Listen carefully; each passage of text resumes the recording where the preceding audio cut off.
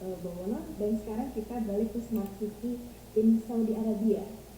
And what do you expect? Nah, ini akan dibawakan oleh Pak Edi Supriyadi, Eskom LSI, dan saat ini beliau merupakan IT developer dan dosen di Universitas Wisnuwardana Malang.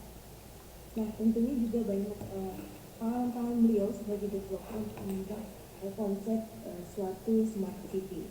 Nah, tanpa berlama-lama, untuk waktu dan tempatnya dipersilakan pada Pak Edi Supriyadi. Baik, terima kasih Mbak Mita, Mbak siapa? Mbak Lina, Mbak Mita. Sarah, Pak. Ah, Yang ini yang moderator namanya Mbak Sarah. oke. Oh iya, iya. Ya, selamat pagi semuanya.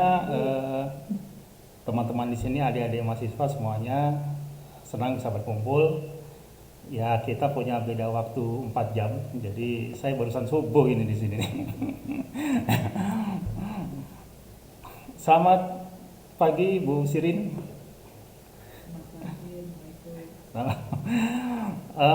Baik, kita mulai aja. Assalamualaikum warahmatullahi wabarakatuh. Saya langsung share screen aja ya. Kita mulai, terima kasih. Memang tadi saya sempat ngikutin juga presentasi dari Mas Ali. Sama Ilham Mas ya, karena masih muda ya. Saya udah tua ini soalnya ini. Hah? Oke, ini mirip sebenarnya, tapi saya mau coba membawa teman-teman di sini semua ke Saudi Arabia. Di sini di depan ini kita lihat ini ada namanya Elephant Rock, jadi batu gajah. Batu gajah ini indah sekali ini. Ini batu gajah ini ceritanya zaman Nabi Soleh dulu nih. Nabi Soleh, kalau di Quran kan ada tuh Nabi Soleh yang kaum Samud. Nah, itu ada di sini nih. Nah, ini cerita sekilas. Nah, dari sini Saudi Arabia yang begitu banyak gurun pasir, tandus gitu ya. Kira-kira Saudi Arabia ini bisa nggak sih jadi smart city kan gitu, pertanyaan kita nih yang sekarang nih. Kalau Singapura, oke lah, Singapura kita udah pada tahu ya, Singapura negara paling maju gitu. Bagaimana dengan Saudi Arabia gitu. Makanya ini judulnya adalah Smart City in Kingdom Saudi Arabia. Apa yang kamu duga? Apa yang kita tebak nih? Oke. Saya sebenarnya mau nanya dulu nih. Di sini yang udah pernah ke Saudi siapa nih? Ada yang udah pernah ke Saudi? Udah ya? Teman-teman mahasiswa banyak ya? Atau teman-teman yang lain? Nah, pertanyaan saya selanjutnya, ada nggak yang ke Saudi bukan untuk umroh? Ada nggak? Nggak ada ya? Nggak ada kayaknya Pak. Biasanya jarang banget ya. Jadi orang ke Saudi, orang Indonesia kebanyakan. Indonesia itu paling banyak loh. 50% visitor dunia itu orang Indonesia. Nah, ke Saudi kebanyakan memang hanya untuk umroh. Oke, makanya ini kesempatan ini saya juga sekalian menjelaskan tentang apa yang ada di Saudi Arabia. Nah, kalau yang belum pada tahu teman-teman, Saudi Arabia itu kalau di peta tuh di sini nih, ya di Middle East ya. Middle East itu dekatnya Eropa, juga dekatnya Afrika, di ujung banget Asia.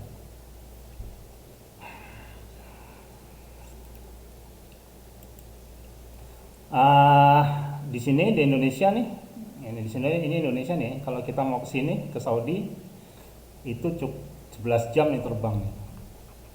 Jadi cukup lama juga, cukup jauh.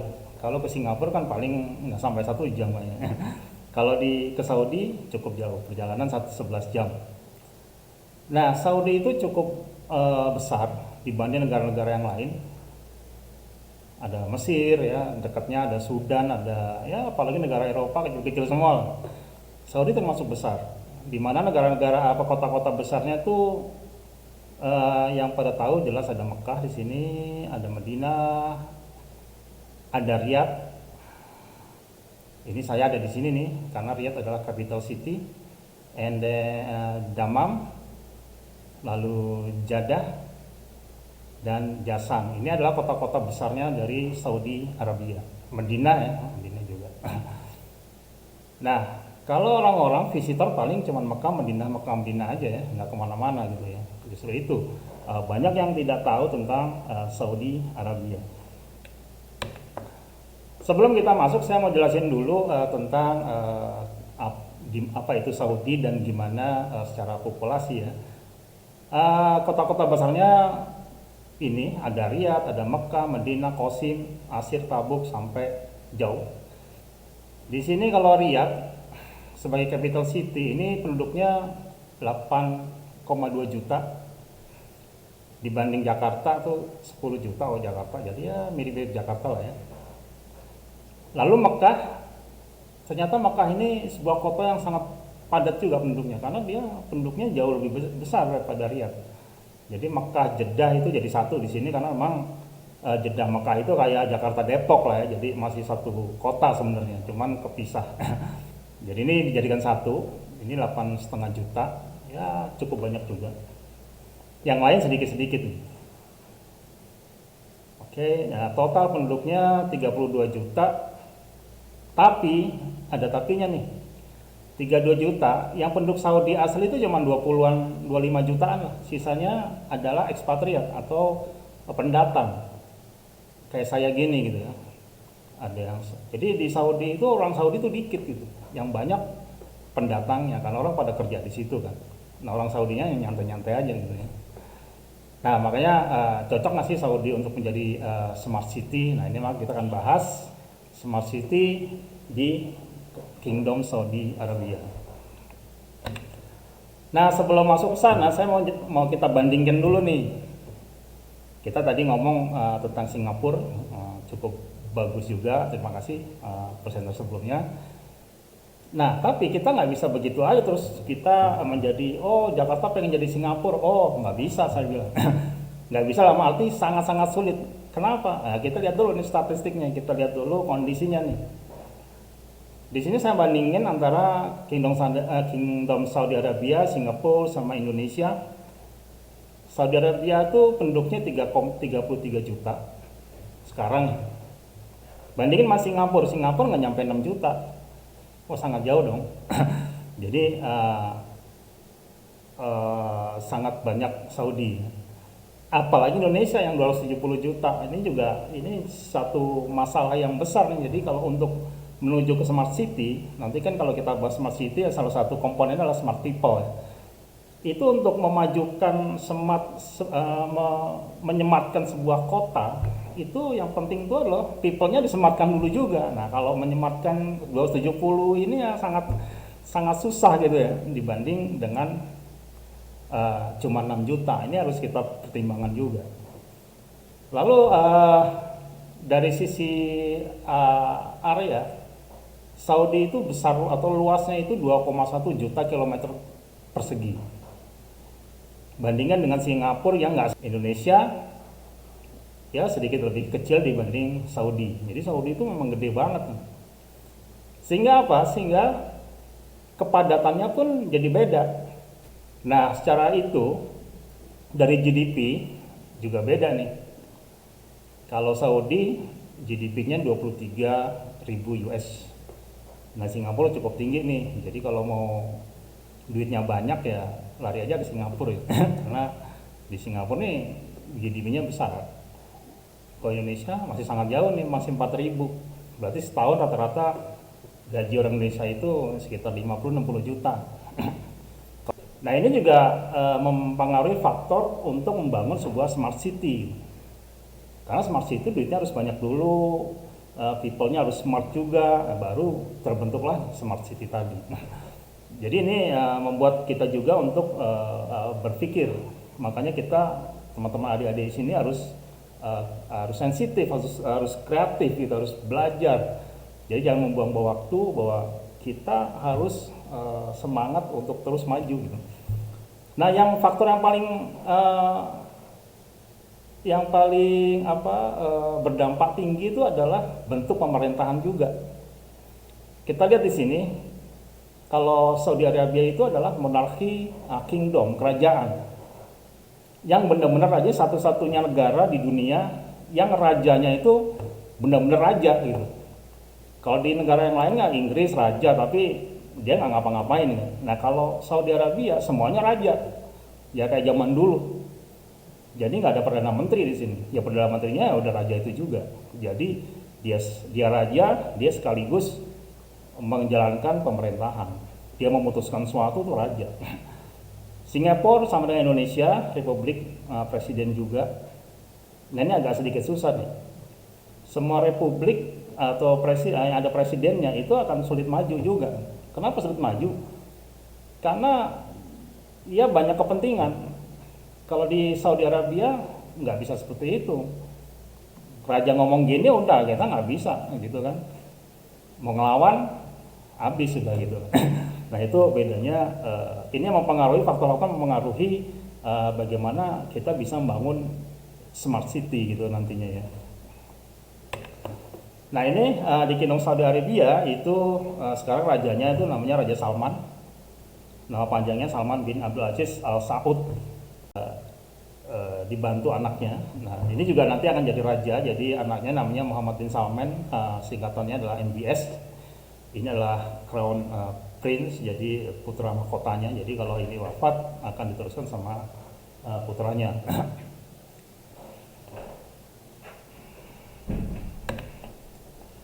Nah, sebelum ke sana, kita lihat dulu Saudi Arabia itu apa? Saudi Arabia itu adalah negara dengan ekonomi yang sangat kuat juga, seperti Singapura. Karena apa? Karena dia punya banyak sumber daya, terutama gas ya, terutama petrol, ya, minyak. Ini adalah sumber terbesar dunia di Saudi Arabia. Selain itu juga dia punya gas, dan ini pun belum dieksplor semua nih. Jadi Saudi Arabia ini masih menjadi negara superpower di energi. Ini sebabnya Saudi termasuk negara yang kaya ya, karena dia punya sumber daya minyak yang sangat banyak. Nah yang kedua, penunjang ekonomi yang pertama. Yang kedua, turis. Turis di Saudi ini sangat luar biasa nih, khususnya di tanah suci ya, karena memang orang datang ke sini untuk ibadah. Kita bisa bayangkan setiap tahun itu ada 15 juta people, ya, orang datang ke sini setiap tahunnya. Ini adalah suatu yang sangat luar biasa nih. Coba bayangin nih kalau misalkan kita hitung asal-asalan aja, dalam mata kita kalau umroh sekarang taruhlah 20 juta sampai 30 juta. Taruhlah ya kita paling minimal 20 juta aja. Berarti kalau setiap tahun itu 15 juta dikali 20 juta, kan duitnya 20 juta kan ke sini kan, untuk bayarin hotel, bayarin macam-macam kan ke Saudi semua tuh. Berarti ada duit masuk itu sekitar 300 triliun per tahun. Ini membuat Saudi juga sangat-sangat kaya. Karena memang di Quran sudah ditulis kan bahwa Mekah itu dan sekitarnya akan dijaga, diberkahi dan dimakmurkan. Itu ada di Quran tuh. Makanya terbukti sekarang orang Saudi nggak ngapa-ngapain udah dapat 300 triliun per tahun dari sini aja nih. Dan nggak ada sumber daya yang hilang kan, kecuali kalau kita jual minyak, jual macam-macam, yang sumber dayanya hilang, habis lama-lama. Kalau ini kan nggak, dia jual jasa. Orang datang pulang, stay di hotel, ibadah, pulang. Jadi nggak ada sesuatu yang hilang. Jadi uangnya masuk begitu aja gitu. Bayangin 300 triliun per tahun di sisi sini aja. Jadi ini yang membuat Saudi sangat kaya dan terus nih. Nah ini tadi udah dijelaskan juga dengan di presentasi sebelumnya bahwa challenges, jadi tantangan kita di masa depan di semua negara, semua kota itu ada 5 ini nih. Ada 4 sorry. Yang pertama itu tadi udah dijelaskan juga. Yang pertama adalah climate change. Jadi perubahan iklim itu akan sangat mempengaruhi. Jadi orang pada siap-siap dari sekarang nih. Karena tadi ada global warming ya, kita semakin panas dan sebagainya. Ini adalah tantangan yang pertama yang akan kita hadapi di masa depan. Yang kedua adalah urbanization. Urbanization itu ini, jadi orang dari desa itu akan lari ke kota semua nantinya nih, untuk kerja tentunya kan. Ini di masa depan akan semakin banyak, semakin banyak. Contohnya Jakarta deh, nggak usah jauh-jauh. Jakarta tuh saya sebelum meninggalkan Jakarta tahun 2001 itu saya masih enak loh di Jakarta itu, apalagi ya tahun-tahun 95 96 saya masih kerja di Kebon Siri. Saya dulu di Bank Danamon Kebon Siri saya kerja, rumah saya di Kramat Jati. Itu saya dari Kramat Jati ke Kebon Siri masuk kerja jam 9, saya dari rumah jam setengah 9 gitu, masih enak aja gitu naik mobil santai. Sekarang nggak bisa begitu gitu. Nah, itu adalah contoh urbanization, orang datang semua ke Jakarta atau ke kota untuk kerja, akan semakin banyak, akhirnya timbul masalah-masalah baru. Yang ketiga adalah ini sumber daya yang akan habis nih. Nah, ini harus kita antisipasi dari sekarang juga. Gimana caranya? Nah, terus juga globalization. Globalization ini adalah ya internationalization ya. Jadi kita udah nggak ada border dagang di masa depan, udah nggak ada sekat-sekat. Nah, ini lebih membuat yang santai akan mati sendiri gitu ya. Jadi harus berusaha mengantisipasi nih untuk tantangan-tantangan ini. Nah, inilah salah satu 4 faktor yang membuat kita siap-siap, dan akhirnya salah satu tekniknya adalah membangun smart city gitu. Nah, ini tadi juga dijelaskan, tapi anyway saya coba tambahkan saja bahwa sebuah smart city itu ada beberapa faktor. Tadi udah dijelasin 6 kalau nggak salah di Mas Ali, tapi ada beberapa kalau di banyak juga, cuman menjadikan satu antara beberapa, jadi hanya 5. Jadi yang pertama itu faktor komponen atau dimensi yang membahas tentang energi, lalu ekonomi, terus tata kelola, governance, sosial, sama mobility. Ini adalah faktor-faktor yang harus ditunjang, yang harus diberi fasilitas hebat untuk di smart city. Tapi pada intinya kata-kata smart ini itu sudah identik dengan ICT ya. Dari mulai smartphone, bedanya phone dengan smartphone yang jelas smartphone itu bisa connect ke internet ya. Lalu smart TV dengan TV biasa, nah, itu kan kata-kata smart itu udah identik dengan internet atau ICT lah. Nah, sekarang dari smart itu ada istilah yang kira-kira muncul di tahun 2000-an, itu adalah smart city. Jadi apa itu smart city? Smart city adalah sebuah kota yang mana pada intinya kota itu mengimplementasikan ICT yang user friendly. Jadi semuanya bisa pakai, masyarakatnya di situ, untuk memudahkan mereka, memudahkan pemerintah semuanya dengan ICT tadi. Tadi di Singapura udah sangat luar biasa ya. Nah, itu ICT-nya udah sangat luar biasa, sampai udah mendesain juga tentang transportasi berbasis ICT. Nah, itu sangat luar biasa sekali. Nah, ini mari kita, saya kan mengajak teman-teman di sini untuk terbang sebentar ke Saudi. Nah, sekarang kita akan turun di bandara di airport di Riyadh, karena saya ada di Riyadh nih ya, untuk mencoba melihat bagaimana di Riyadh. Sama dengan Singapura ya. Singapura tadi punya visi 2030. Nah, di Saudi juga ada nih visi 2030. Jadi memang 2030 itu banyak negara yang punya visi ke sana untuk suatu target di mana di tahun itu akan merubah banyak perubahan ya di hampir semua negara. Salah satunya di Saudi itu ada Vision 2030. Banyak sih division itu yang harus dijangkau, ya, dicapai. Salah satunya adalah smart city. Nah, smart city ada 5 smart city yang ada di dalam dokumen itu. Jadi ada Riyadh ini, lalu Jeddah, terus ada Mekah, Madinah, dan yang terakhir.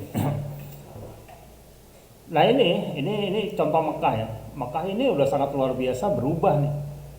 Saya waktu haji di tahun 2004 itu di sini banyak gedung-gedung tua gitu, gedung-gedung. Saya sendiri mesti tinggal di sana ketika itu ya, jadi gedung-gedung tua di sekitar Masjidil Haram ini. Tapi begitu saya datang lagi untuk umroh di beberapa tahun kemudian, itu semua gedung tua tuh habis.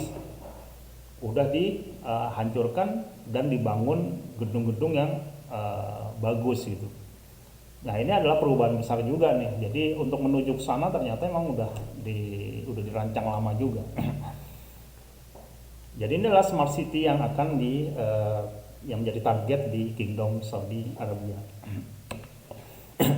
Nah, sebelum jauh ke sana, saya juga mau menjelaskan, mau membawa teman-teman di sana bahwa Saudi itu di temperatur ini nggak seperti Indonesia atau juga nggak seperti di Singapura. Di sini temperaturnya maksimum adalah yang pernah saya alami ya, karena selama saya di sini saya pernah mendapatkan temperatur maksimum itu 55 derajat Celcius. Ini sangat panas dan ini terjadi di bulan-bulan ini nih. Jadi bulan-bulan Juli, Agustus itu maksimum temperatur bisa 55 itu derajat Celcius. Itu sangat-sangat panas. Jadi kalau keluar rumah itu seperti muka kita itu ada di depan knalpot motor tuh. Bisa bayangin kan, wah panas. Jadi orang sini mending di rumah aja gitu, nggak kemana-mana. Tapi kalau di bulan-bulan November, Desember, Januari itu suhunya luar biasa dingin, ya 1 derajat loh. Nggak sampai beku tapi cukup untuk menusuk tulang gitu ya. Jadi kita pakai jaket yang tebal-tebal juga nih, karena 1 derajat itu menurut saya dingin banget. Nah ini yang suatu cuaca yang ekstrim di Saudi ya. Jadi kalau panas-panas, kalau dingin ya dingin juga, walaupun nggak sampai beku. Ini juga yang membuat faktor nanti kenapa smart city nggak seperti di negara lain, karena di sini ketika panas sekali. Nah ini kita akan bicara Riyadh, kita turun di airport di sini dan kita masuk ke Riyadh. Nah Riyadh ini adalah sebuah kota yang saya juga awalnya itu nggak expect sebenarnya. Jadi saya pikir karena kita semua nggak tahu Saudinya cuman Madinah dan Mekah aja, Madinah.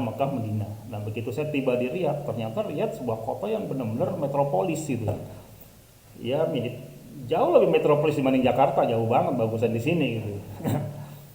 Nah ini seperti kita lihat sini, apalagi Saudi itu adalah negara yang hidupnya di malam hari. Kenapa? Ya karena siang panas.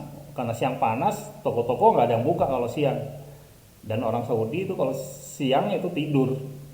Jadi kalau habis subuh mereka tidur, bangun ya jam 12. Nanti dia baru keluar rumah itu after Isya, jadi jam-jam 8. Nah, di sini uniknya kalau mal-mal itu bukanya sore, tutupnya jam 2 malam gitu. Nah, itu di sini gitu. Jadi mereka hidupnya di malam hari. Jadi kalau malam hari itu indah sekali karena lampu-lampu pada hidup. Indah sekali. Kalau siang ya seperti nggak ada apa-apa, kota mati gitu, banyak yang tutup. Jadi ini Saudi. Nah tadi kan banyak kita sekarang coba nih, kita coba mengukur apakah Riyadh itu smart city apa belum nih. Oke, sekarang yang pertama adalah smart economy, ya kan. Jadi ada 5 yang kita ukuran minimum, ukuran tuh 5 untuk mengukur sebuah kota smart city atau bukan, itu ada 5. Nah ini juga teman-teman di sini, adik-adik di sini juga bisa menjadikan ide untuk membuat penelitian gitu ya. Mungkin iseng-iseng aja meneliti kota-kota di Indonesia itu yang sebagai kandidat terbaik untuk jadi smart city gitu. Jadi tinggal ada ukurannya ya, ada beberapa yang harus bisa diukur gitu ya. Nah, kita coba ya kecil-kecil aja mengukur Riyadh itu smart city apa bukan. Dari pertama adalah dari sisi smart ekonomi. Dari sisi smart ekonomi. Dia secara ekonomi harus smart belum? Apa sih smart ekonomi? Ya, apakah mereka secara ekonomi disupport oleh ICT apa enggak nih? Nah, ukuran yang pertama itu kita bisa lihat nih kalau di Riyadh itu jelas selama di sini itu sudah menerapkan ICT di dalam hampir semua bisnisnya. Contohnya apa? Contohnya ya, kalau kita transaksi itu di sebagian besar itu udah pakai card gitu lah, jadi nggak pakai cash lagi gitu. Itu udah menunjukkan bahwa mereka sudah cenderung menggunakan ICT nih dalam dunia bisnisnya mereka gitu. Nggak tahu kalau di Indonesia ya. Kalau di Singapura itu udah pasti juga. Kenapa mesti pakai e-transaction? Ya karena akhirnya lebih mudah dimonitor, lebih mudah lebih cepat buat bisnis dan sebagainya dibanding pakai cash gitu ya. Nah, ini kalau saya dari berbagai kondisi yang ada, saya kasih skor buat Riyadh 70 lah. Dari 100, kalau nilai 100 saya kasih skor 70 lah. Lalu dari business spaces. Nah, di Riyadh gimana business space? Wah, saya pikir bagus nih. Dia di sini banyak CBD. Kalau di Jakarta kan CBD-nya hanya di Sudirman aja ya. Kalau di Riyadh itu ada berapa titik sebagai CBD. Jadi ada sebagai satu titik itu beberapa gedung ya, khusus kumpul di situ. Nanti ada di utara, di timur, di selatan itu ada CBD. Tujuannya apa? Tujuannya terpecah gitu supaya titik bisnis itu tidak terpusat di satu titik ya. Kalau di Jakarta menurut saya semuanya terpusat di Sudirman gitu. Jadi akhirnya orang lari ke sana semua kan. Nah, harusnya gimana itu bisa dipecah. Itu contoh dari business spaces. Lalu smart building. Di sini ada satu CBD yang baru. Itu nanti akan saya jelaskan di belakang. Itu fully smart building. Kalau di Saudi itu ada 4 kota bisnis terbesar, yaitu Riyadh, Dammam, Jazan, Jeddah. Ini tadi di peta udah saya kasih ya tadi ya. Ini adalah kota-kota bisnisnya nih. Kalau di Indonesia kan ada Jakarta, Surabaya, Makassar gitu ya. Kalau di kalau di Saudi ada Riyadh, Dammam, Jazan, Jeddah. Lalu dengan internationalisasi ini gimana nih di Saudi? Saya pikir sebentar. Kalau di business space saya kasih skor 80. Nah, kalau di sini saya kasih skor 60 lah. Di sini maksudnya apa? Maksudnya tuh di kota itu bagaimana dia bisa mensupport globalization tuh. Contohnya misalkan kalau di sini kan Arab ya, Arab itu tulisannya tuh Arab semua tuh. Jadi mulai dari penunjuk jalan, gedung, nama-nama gedung, semuanya tulisan Arab gundul gitu. Saya sendiri kalau baru pertama masuk sini bacanya susah gitu karena di sini kan nggak ada huruf hidup kan. Jadi cuman huruf ininya aja. Jadi kita nebak-nebak sendiri ini apa nih ya. Jadi nggak bisa baca gitu awal-awalnya gitu. Nah, kalau kota itu udah harus smart city itu harus ada bahasa Inggris di bawahnya gitu. Jadi sekarang kalau di Riyadh khususnya jalan ya, gedung pemerintahan itu di bawahnya sudah ada bahasa Inggris. Ini salah satu contoh indikator bahwa mereka sudah menunjang atau mendukung globalization. Jadi terus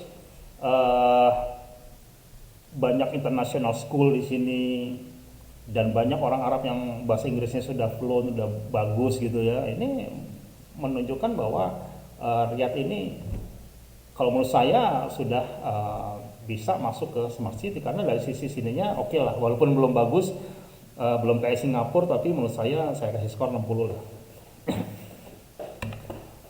Nah, yang kedua, smart people. Jadi dimensi yang kedua untuk menjadi smart city itu ada smart people. Smart itu hanya bisa dibangun ketika masyarakat di sana pintar-pintar gitu.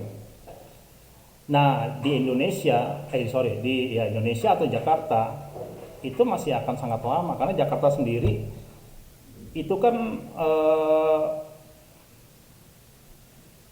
istilahnya masih sangat majemuk ya, dari mulai orang-orang pintarnya ada di situ, orang-orang yang tidak sekolah pun ada di situ juga gitu. Jadi satu di kota itu, nah itu jadi masalah juga.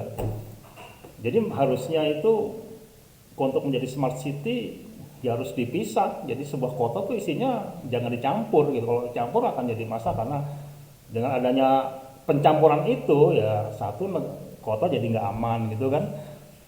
Karena nggak semua orang smart. Jadi kalau di kota itu orangnya smart semua, otomatis akan mereka berpikir untuk maju gitu. Nah, di Riyadh gimana? Di Riyadh gimana cara mengukur indikator itu? Nah, ini ada 3. Apakah di kota itu ada education and trainingnya gimana, e-learningnya gimana, research and developmentnya gimana? Nah, kalau di Riyadh, di sini saya lihat banyak international school dari mulai SD sampai university itu banyak international school, sehingga mereka keluar bahasa Inggrisnya juga udah bagus semua gitu. Nggak cuman bahasa Arab, karena di sini emang banyaklah dekat dengan United States sama UK, jadi banyak orang-orang mereka di sini untuk membantu mereka di sini untuk maju. Nah ini ya banyak, lalu juga qualified higher educationnya, perguruan tingginya juga udah bagus-bagus karena kerjasama dengan banyak kampus yang bagus-bagus juga di luar. Lalu library, museum itu juga di sini sangat terpelihara dengan baik ya. Nah ini salah satu indikator smart city juga. Nah, e-learning, ketika smart city itu bagus, e-learning juga pasti nggak ada masalah gitu. Karena apalagi zaman pandemik ini, ketika switch ke online, ya orang sini nggak ada masalah gitu. Nggak ada masalah dalam artian high speed internet sudah ada di seluruh kota, nggak ada istilahnya internet nggak ada gitu. Kalau di Indonesia ini jadi masalah, kalau di Jakarta saya pikir belum seperti itu. Lalu laptop, pokoknya perangkat-perangkat yang menunjang e-learning di sini, orang sini nggak ada masalah dengan itu, karena ini masalah finansial juga. Nah kalau di Indonesia, jujur saja ini saya mahasiswa saya ini kalau selama ini pernah saya ngajar itu alasannya saya nggak punya internet, saya nggak punya laptop. Wah ini kan susah nih kalau mau membangun mau e-learning kan susah gitu ya. Nah kalau di sini masalah itu udah nggak ada. Itu akan memudahkan kita untuk di sini untuk menjadi smart city. Lalu R&D, Saudi Arabia nggak terlalu menekankan di situ ya, karena di orang Arab belum sampai itu. Orang Arab itu karena orang-orang kaya semua gitu, orang banyak duit. Jadi kalau orang banyak duit itu kayaknya males untuk belajar lebih kencang, tuh kan males, ngapain juga gitu. Begitu saya kerja dikit, duitnya udah banyak gitu. Jadi kan membuat orang sini itu nggak seperti negara-negara lain yang bekerja keras untuk belajar, untuk kerja, enggak. Jadi saya pikir ini saya kasih skor 50 lah untuk di poin ini. Lalu smart governance di sini saya pikir sudah cukup bagus juga nih. Jadi transparent governance itu website dari government itu benar-benar update. Nggak tahu kalau Indonesia, saya nggak tahu nih karena udah lama juga nggak akses ke sana. Tapi yang jelas kalau saya ngomong Indonesia beberapa tahun yang lalu itu kadangkala website dari pemerintah itu ada yang nggak hidup gitu ya, nggak aktif. Kalau di sini update terus gitu. Ini menunjukkan bahwa smart city-nya di bidang ini udah oke lah. Jadi untuk rancangan, regulation itu ada semua di website masing-masing pemerintah dengan bagus gitu. Ini saya kasih skor 80 lah untuk di bidang ini. Lalu di bidang e-services, ini jadi bagaimana layanan terhadap masyarakat di sini dengan menggunakan elektronik atau ICT. Wah, ini sangat bagus kok di sini. Nah, kami memang banyak terlibat di sini juga. Jadi kalau kita mau urus paspor, urus KTP, kalau di sini namanya IKOMA, kalau di Indonesia KTP gitu, atau driver license, atau STNK mobil, itu semuanya udah online semua gitu, tinggal klik selesai gitu, nggak pakai ribet, klik bayar selesai. Ini yang saya acungi jempol juga di sini, karena sudah oke semua, kita nggak perlu ribet, dan bahkan udah connect ke kantor pos juga. Jadi kalau kita males klik nanti ada pertanyaan mau diambil sendiri apa dikirim ke rumah, ya dikirim ke rumah aja gitu, tinggal klik, pos office-nya nanti datang.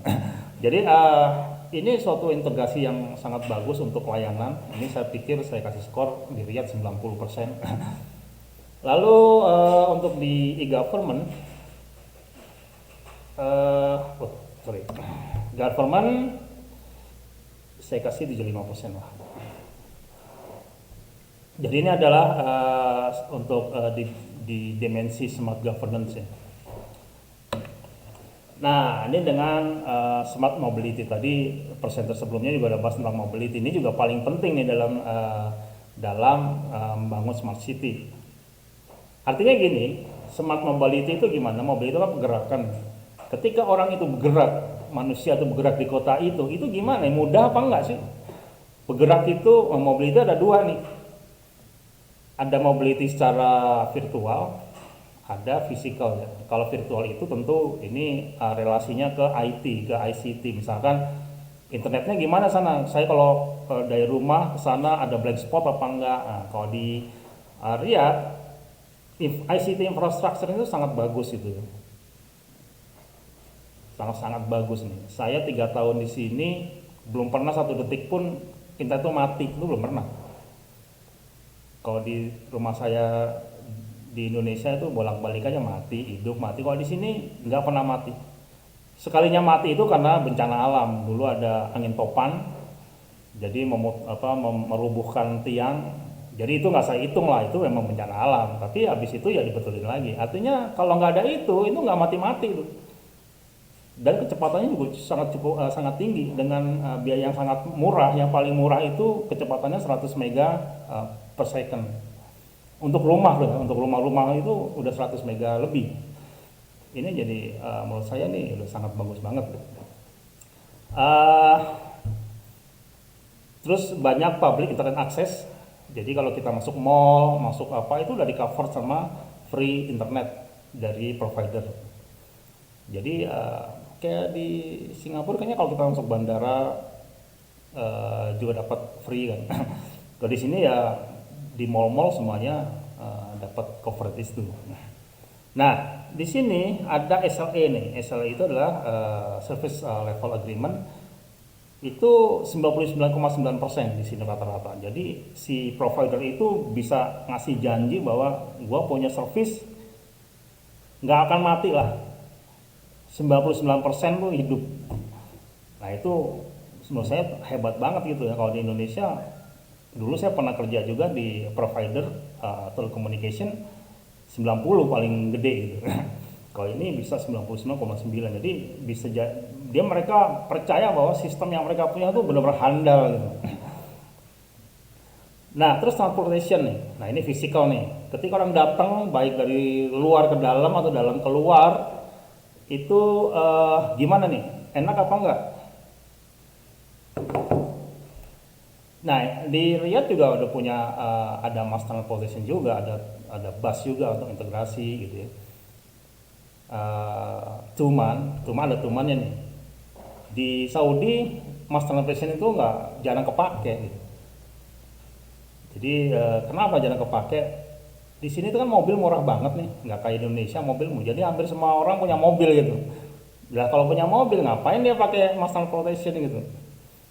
Dan kembali lagi, kalau Singapura, kenapa mereka pakai mass transportation? Karena kotanya kan kecil, masyarakatnya banyak, jadi padat kan, macet.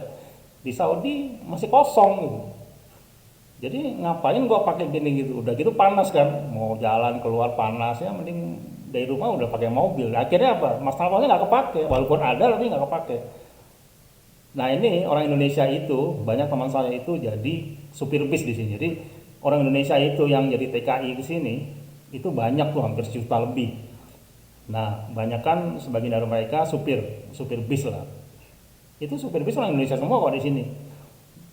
Nah itu kalau mereka cerita, saya kadang seharian tuh nggak ada penumpangnya, dia bilang jadi dia tetap muter aja karena digaji untuk muter, ya udah muter aja dia. Muter sesuai dengan schedule. Jadi bis di sini ada schedule yang nggak kayak di Indonesia. Jadi dari terminal dari apa ya, ada halte, oke. Dari halte satu itu harus tiba jam sekian, sampai halte sana tiba jam sekian, itu udah ada waktunya, nggak boleh sembarangan. Nah itu dia muter aja walaupun nggak ada orang gitu. Ini yang jadi kendala di Saudi ya. Jadi master transportation itu ada, cuman nggak ada yang memakai, kosong ya, kereta kosong semua gitu, karena mereka menggunakan mobil, dan mobil itu murah. Selain murah, bensin juga murah. Bensin di sini cuma 2 real, 2 real itu 8.000. Duit 8.000 bagi orang Saudi kayak orang Indonesia duit 1.000 kali ya, nggak sampai ya, duit 500 perak kali. Jadi nggak ngaruh gitu, ngisi full nggak ada pengaruhnya gitu. Jadi masih murah menurut mereka gitu. Jadi mobil masih mendominasi. Nah dimensi yang ketiga, tadi dimensi keberapa nih ya, dari smart people, smart governance, smart apa tadi, ekonomi. Nah, yang 4 nih, yang keempat nih, smart environment dan living. Biasanya dipecah nih, environment sendiri, living sendiri, tapi ini jadiin satu aja. Nah di Saudi itu untuk health living itu juga cukup bagus. Jadi di setiap blok kota itu ada taman kayak gini nih ya. Jadi orang Saudi senangnya piknik. Jadi saya di sini juga senang piknik itu. Jadi kalau sore-sore sama teman-teman itu ke taman-taman, buka tikar gitu ya, terus makan di situ, ngobrol-ngobrol pulang. Nah Saudi budaya begitu tuh. Jadi dia senang dengan itu. Kalau dulu waktu saya kecil di Jakarta kayak gitu, sekarang nggak tahu Jakarta kayak gimana, saya nggak tahu, kayaknya enggak ya. Jadi budaya piknik itu masih ada apa enggak? Kalau di Saudi budaya piknik itu masih tinggi.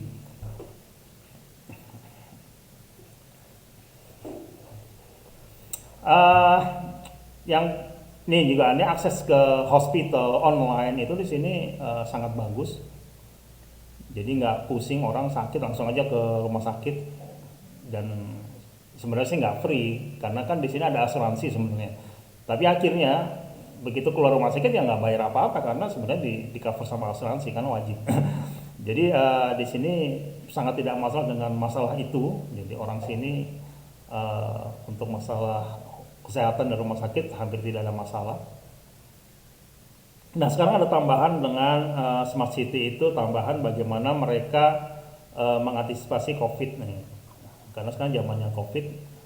Kalau smart city yang bagus, tadi ada Singapura ya juga cukup bagus. Di Saudi, di Riyadh juga cukup bagus juga untuk penanganan ini.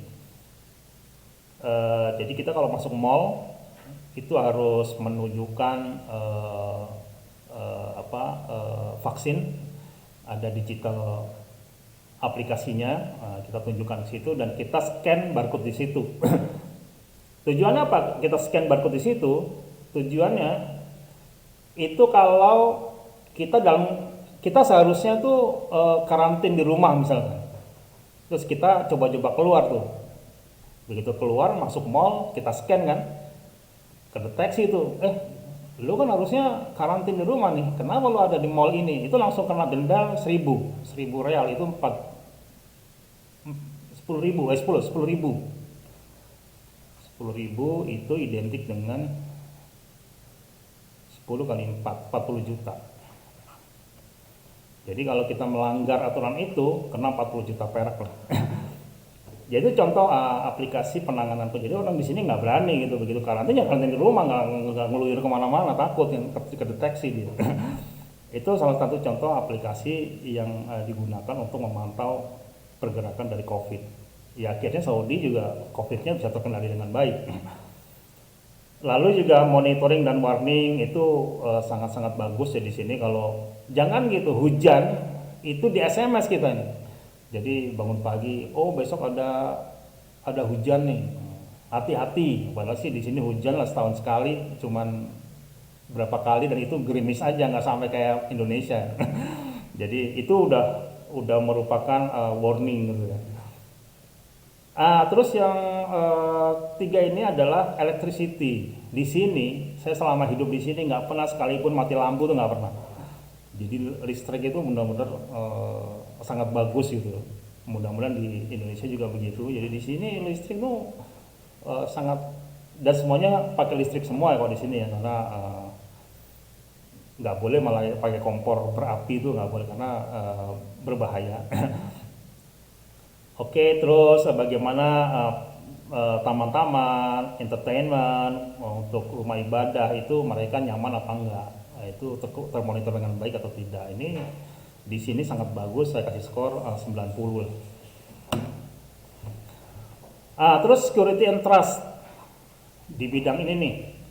Nah di Riyadh itu hampir satu kota itu tercover dengan CCTV.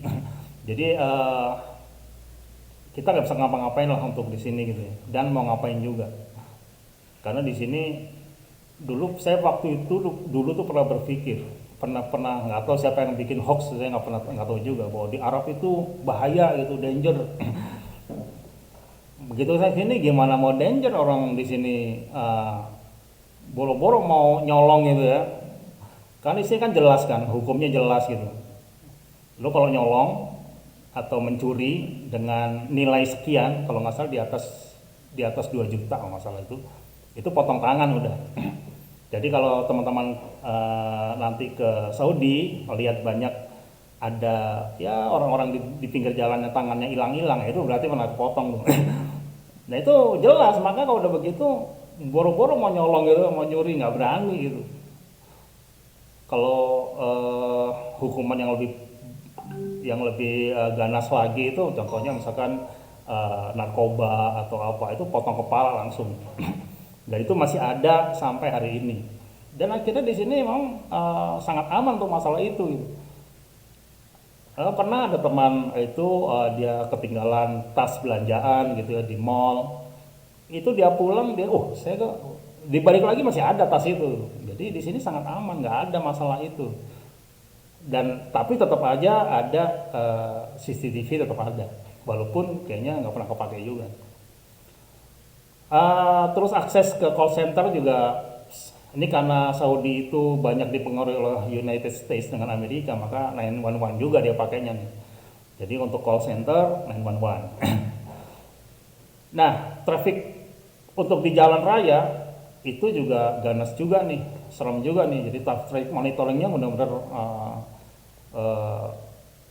sadis nih ya. Nanti saya ceritain juga nih, ada speeding, kecepatan, terus traffic violation untuk misalnya pelanggaran traffic dan sebagainya, dan intelligent traffic management. Jadi di sini lampu merah itu sebagian titik itu yang dianggap sering padat atau macet itu udah pakai AI itu. Jadi dia bisa ngukur tuh. Jadi lamanya merah itu atau hijaunya itu nggak sama. Jadi ketika ketika sudah mulai padat dia langsung ngukur sendiri itu. Nah itu yang membuat traffic menjadi lebih lancar. Lalu ini saya kasih skor 90 lah kalau untuk ini di Saudi di Riyadh ya. Lalu green energy, Riyadh sudah juga menggunakan beberapa energi yang baik, yang bagus, yang renewable dan sebagainya, zero carbon. Nah ini udah nanti akan saya jelaskan juga. Jadi udah banyak pasang ini sumber daya listrik alternatif dibanding minyak untuk mendukung smart city. Kalau ini saya kasih skor 60 lah. Nah dari sekian semua ini kalau mau saya sampaikan, ini kan opini saya nih, skor untuk Riyadh ya. Ini smart economy tadi total average 70%, smart people saya kasih skor 68% di Riyadh, smart governance 81%, mobility 83%, environment and living 80%, dan kalau dirata-ratakan skor untuk Riyadh adalah 76%. Nah ini menurut saya mungkin, tapi menurut orang lain mungkin beda. Tapi nggak apa, ini kan kita coba menilai Riyadh bagaimana sih gitu ya. Nah, jadi kalau menurut saya Riyadh itu sebuah kota yang sudah menurut saya tuh udah transfer ke smart city dengan mengimplementasi 5 dimensi tadi ya, ada smart economy, smart people, smart living, and smart governance. Jadi karena Riyadh itu adalah capital city, jadi dia saya hanya saran untuk selalu bisa memperbaiki lagi untuk menjadi lebih bagus lagi. Ini adalah opini saya nih untuk Riyadh. Mungkin teman-teman nanti bisa iseng-iseng aja tuh membuat penilaian untuk Jakarta, untuk Bandung, untuk Surabaya. Kira-kira mereka masuk kandidat smart city apa enggak nih? Iseng aja untuk researchnya di Bakri. Nah, di sini ada tadi juga ditunjukkan sama presenter sebelumnya bahwa ada banyak beberapa organization dunia yang memang fokus di situ. Ini ada salah satu world research tentang smart city di dunia nih. Di sini di tahun 2020 ini 2020 nih, 2021 kan belum ya. Yang terakhir nih. Nah, Riyadh itu alhamdulillah sudah masuk ke ranking 53 smart city ranking di dunia nih. Dari beberapa penilaian sama dengan yang tadi. Jadi ada health and safety-nya, mobility-nya berapa persen ya kan. Ini ada 0 sampai 100. Ini ada skor-skornya. Ya mirip dengan saya yang lakukan tadi. Nah, si Riyadh ini 53%. Lihat ini skornya 53 dari 109. Jadi di tahun 2020 ini ada 109 negara yang send proposal ke organization ini dan untuk minta nilai dan akhirnya keluarlah skor ini, keluarlah buku ini atau apa ini namanya ranking sorry. Nah, Riyadh ini cukup bagus nih karena 2019 itu dia ranking 71 dan sekarang jadi 53, sangat drastis gitu ya naiknya. Jadi memang government di sini fokus juga gitu untuk membangun kota yang bagus itu. Jadi ini dia naik. Oke, saya punya kuis nih. Kuis ini sekarang ya, saya kasih waktu 1 menit. Tebak nih, Jakarta tuh ranking berapa nih? Bisa tulis di chat, nih saya tunggu 1 menit. Tulis aja, angka aja, misalnya ranking 2, ranking 3, boleh lah. Yang paling tepat, saya pilih nanti satu yang paling duluan dan tepat, itu saya kasih ini nih, saya kasih buku saya nih.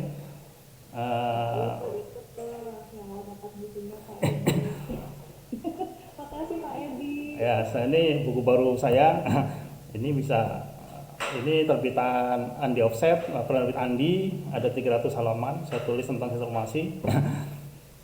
Oke, saya beri waktu 1 menit. Udah banyak yang jawab tuh Pak. Wah. Udah lumayan banyak. Ada yang jawab. Oke, 5 detik lagi. 1, 2, 3, 4, 5. Oke, tutup ya. Oke, nah Jakarta berapa skornya? Ada yang tahu? Di tahun 2020 ya Jakarta ranking 94. Oke.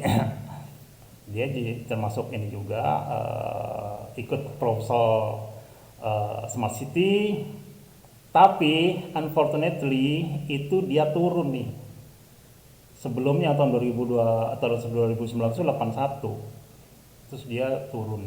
Nah ini you have to ask the governor nih, kenapa nih kok turun nih di Jakarta nih.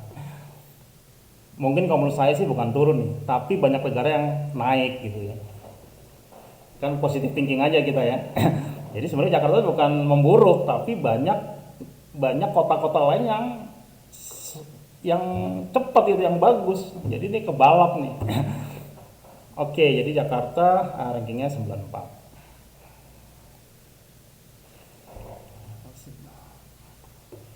Ranking satunya siapa? Ada yang tahu nggak? Ranking satunya siapa nih? Ini kayaknya Singapura deh Pak, benar nggak Pak? Ya, ranking 1 Singapura. Nggak ada yang ngalahin tuh, bener tadi kata Mas Aldi tadi, nggak ada yang ngalahin lah kalau Smart City sama Singapura. Iya, aduh bengong banget ini. Ya, nggak ada.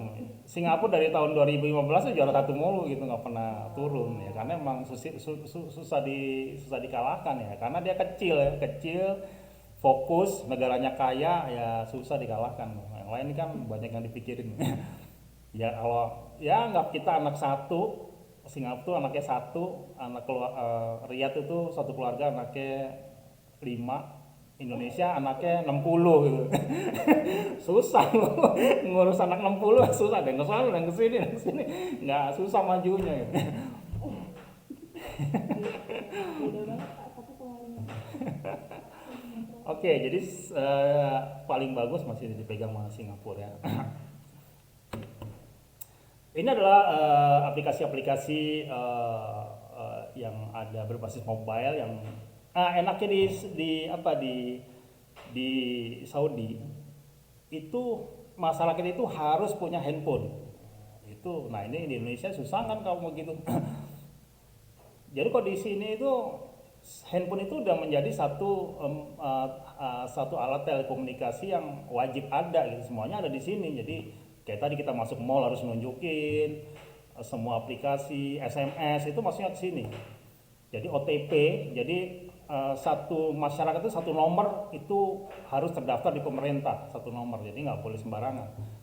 Jadi urusan-urusan yang untuk e-government, untuk macam-macam itu nanti ada OTP-nya.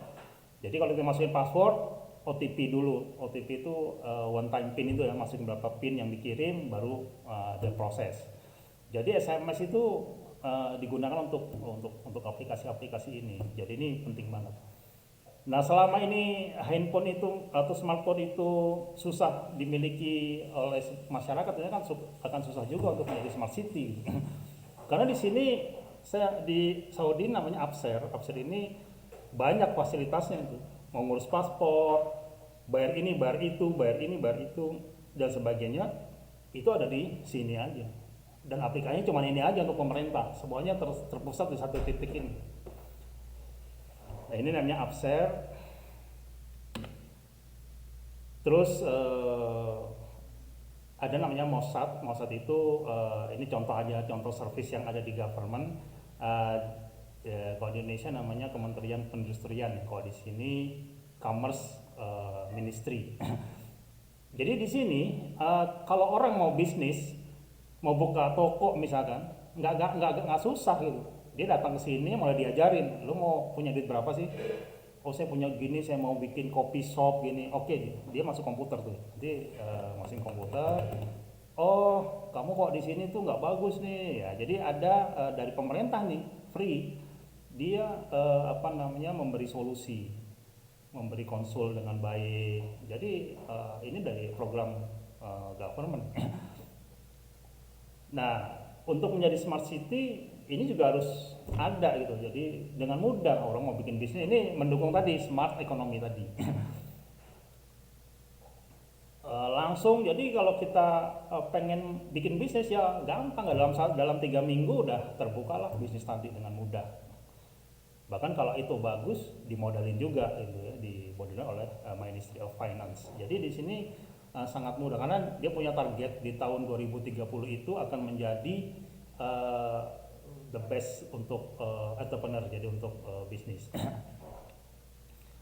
Ini contoh salah satu website dari government Kementerian Perindustrian, Perdagangan, sorry, e-commerce. Oke, sekarang ini kita lagi bahas apa yang kita punya di Saudi, di Riyadh ya, sorry. Nah, city planning seluruh Saudi itu menurut saya city planningnya itu udah bagus. Jadi hampir semua kota itu desainnya udah bagus, kotak-kotak gitu ya. Eh, jadi kalau kita lihat sini, ini kotak-kotak. Jadi ya kayak Singapura, kayak Eropa ya. Jadi gampang lah kalau kita mau jalan itu mau ke nyari alamat, oh blok sana nih. Nggak kayak Indonesia itu masuk-masuk gang, nggak di Jakarta bingung ya nyari penomoran rumahnya susah banget. Kalau di sini udah tata kota udah bagus banget gitu. Dan semuanya itu eh, kita harus masukin begini, udah terkonek dengan map dengan bagus gitu. Jadi kalau saya masukin GPS nomor rumah itu tepat titiknya gitu.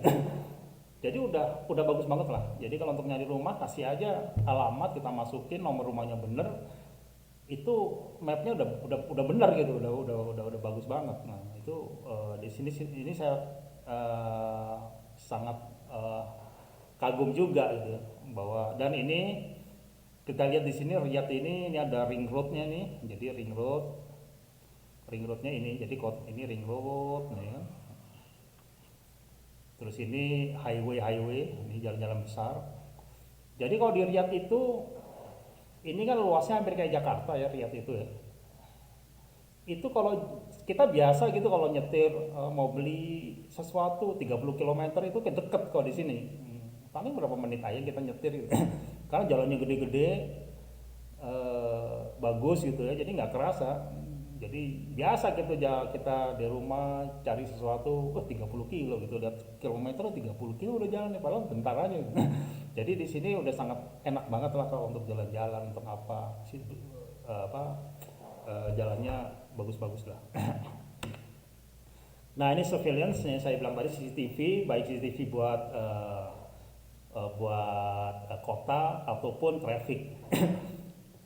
Ini yang membuat saya trauma juga, karena waktu awal-awal saya kesini itu tiba-tiba saya dapat SMS gitu, threat, kena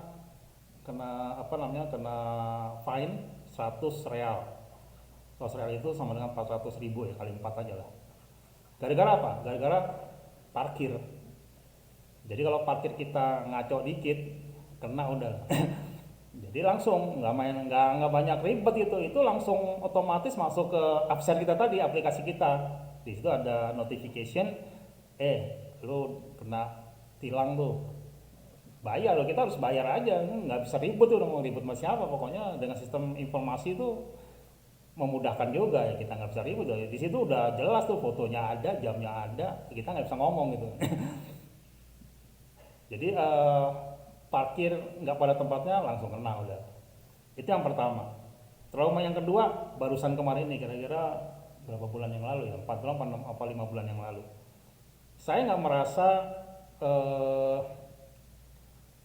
mungkin kayak saya kan, karena saya biasa di Indonesia kali ya, istilahnya lampu merah ya dikit aja lah, begitu mau kuning saya nerobos gitu. Di sini kayaknya saya begitu gitu. Jadi setelah hijau kedip-kedip terus kuning, saya pikir masih ada waktu nih, saya ngebut aja gitu. Besoknya ada notifikasi tik, buntut lo kena tuh. Jadi begitu buntut saya itu masih di situ, itu merah. Itu udah kena berapa tau? 3.000 real, itu 12 juta. Jadi gara-gara kayak gitu aja 12 juta ngilang gitu ya, kena tilang. Dan nggak bisa ngomong, nggak bisa ngapa-ngapain ya. Kalau di Indonesia mungkin bisa nego lah, kalau di sini mau nego gimana, pokoknya kena udah.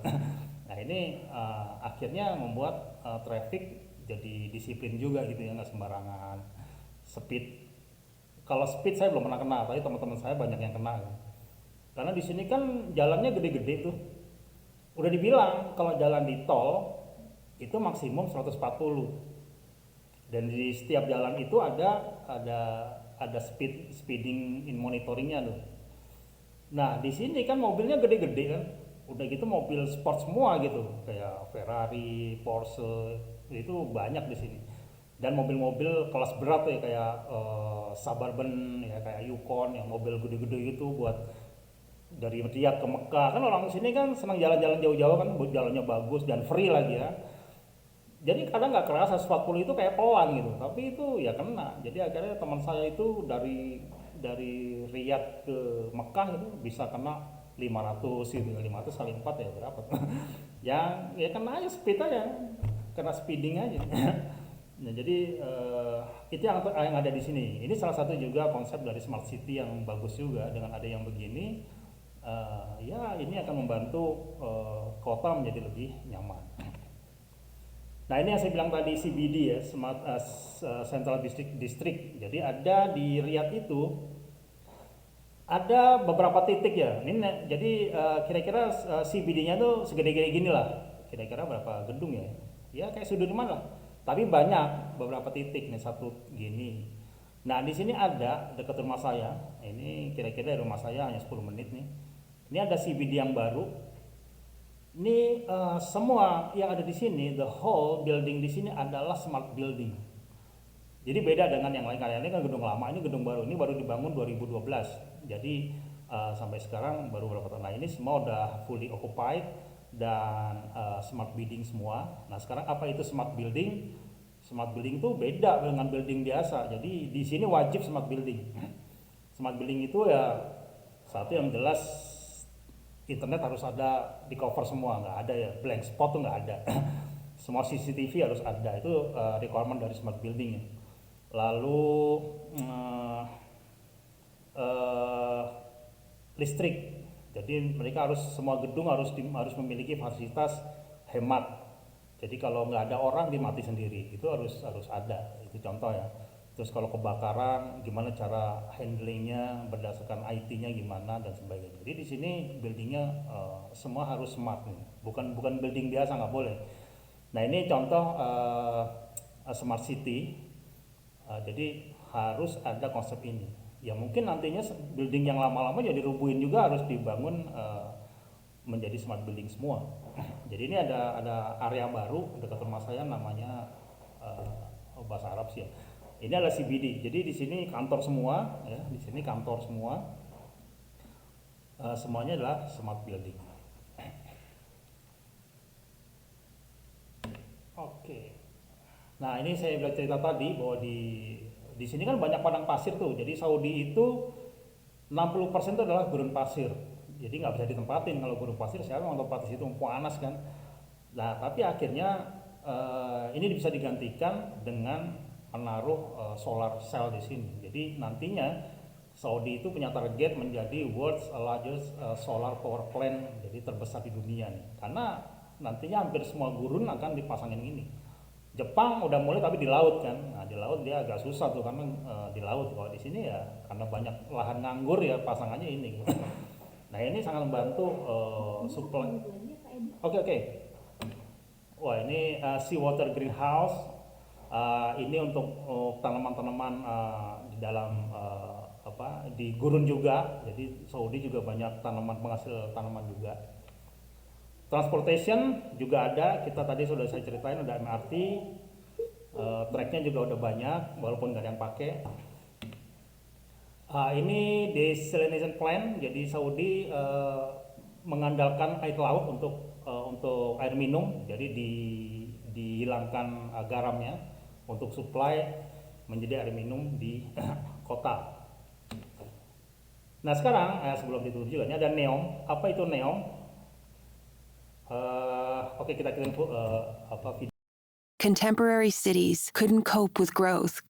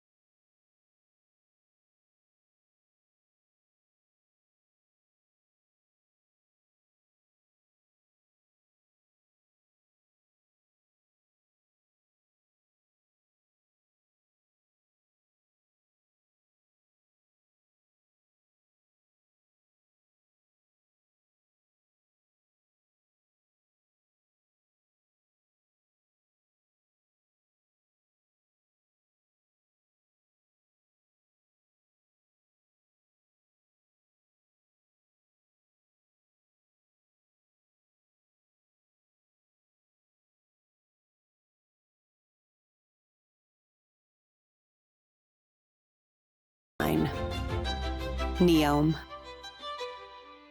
Nah, jadi NEOM itu adalah satu proyek sangat mahal, mega proyek di Saudi. Jadi dia akan buat kota baru namanya NEOM, di mana kota itu nggak ada fasilitas terlihat seperti ini, nggak ada jalan, nggak ada mobil. Jadi semua gedung-gedung aja, semuanya tanaman-tanaman, semua orang bisa jalan, public area di sini ya. Ini adalah udah dibangun 2017 kemarin. Nah bentuknya tuh kayak gini, jadi kotanya tuh panjang dan setiap distrik itu kayak gini. Nah ini ada kota-kota sendiri nih, di mana di atasnya tidak ada jalan mobil. Oke. Nah ini panjangnya 170 km. Jadi dari ujung sini sampai sini. Jadi ada banyak kota nih, banyak distrik di sini ya. Nah yang uniknya apa? Dia adalah kota 3 layer, 3 lapis. Di mana 3 lapisnya nih? Yang paling atas ini adalah hanya pedestrian aja. Jadi gedung, jalan, sepeda, taman. Makanya nggak ada jalan mobil. Nah di layer yang kedua ini service. Ini isinya tadi kayak di Singapura tadi ada di RT vehicle. Itu jadi hanya bis-bis baterai di sini, elektrik. Dan untuk kirim-kirim barang, jadi di layer kedua ini untuk jalan untuk itu. Nah yang ketiga ini untuk MRT atau bis-bis yang lain. Nah di sini untuk nantinya akan ultra high speed transport ya. Gak tahu nih apa, ini saya juga belum dapat ini idenya. Jadi ini yang unik nih, ini akan baru lagi dibangun. Bentuknya di sini, NEOM itu ada kota di sini, agak di sini ke utara. Jadi ini Riyadh, Madinah, nih kita ke atas, dekat Israel, dekat Mesir, dekat Yordan ya di sini posisinya. Nah ini ada di sini tadi. Jadi dia panjang dari sini ke sini. Ini adalah kota yang baru namanya NEOM. Nah sebelum kita tutup, terima kasih semuanya. Nah ini video penutup. Jadi bahwa Saudi itu adalah sebuah negara yang sangat bagus, sangat cantik menurut saya. Dan teman-teman di sini harus ke sini, khususnya juga yang Muslim, paling tidak sekali seumur hidup ke Saudi. Dan kalau ke Saudi jangan ke Mekah Madinah aja, bisa kemana-mana juga karena di sini banyak many beautiful places to be visit before you die. Jadi sebelum kita mati ini banyak tempat yang bagus. Baiklah, ini sebagai video penutup kita saksikan aja tentang Saudi. أغمض جفوني أتخيلك وبزمان اللحظة تحيا شجوني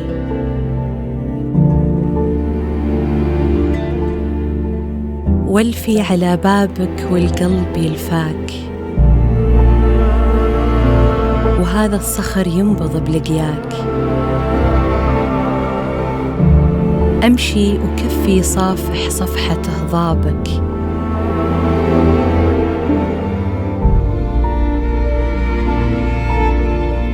وحبات الرمل تهمس تعال هلابك أدري أني أسيرة حضورك وبنسى خطوتي بين فيافي غرورك لك في فؤادي هيبة ورغبة وسمت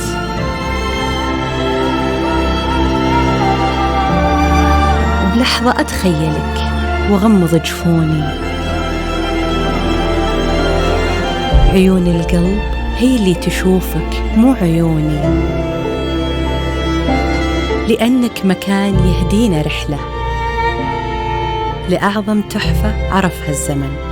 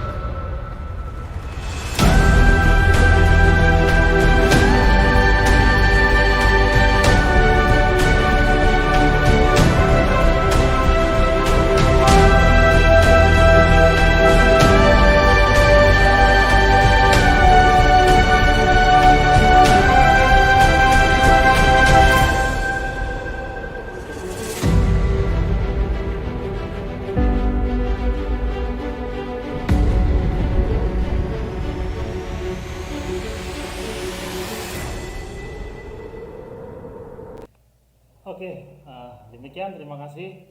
Wassalamualaikum warahmatullahi wabarakatuh.